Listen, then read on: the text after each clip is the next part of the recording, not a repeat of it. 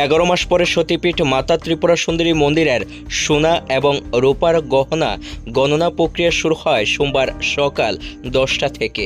পাওয়া যায় প্রায় 3 কোটির কাছাকাছি স্বর্ণ এবং রূপার গহনা।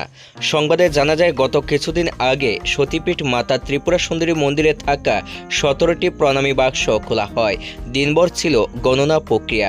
14 লাখের মতো পাওয়া গিয়েছে প্রায় 1 মাস 17 দিন পর। আজ 11 মাস পর খোলা হয় রূপো এবং স্বর্ণের ভাণ্ডার।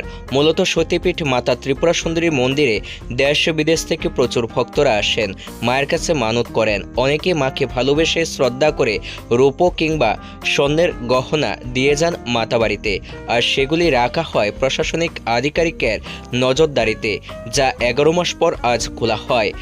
গণনা শেষে স্বর্ণালঙ্কার অর্থাৎ স্বর্ণের পরিমাণ ছিল 1 কেজি 649 গ্রাম এবং রূপোর পরিমাণ ছিল 6 কেজি 820 গ্রাম।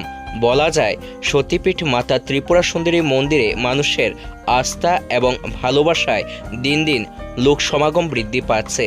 সকলেই মায়ের কাছে প্রণাম করছেন, আস্থা রেখে ভক্তি জানাচ্ছেন।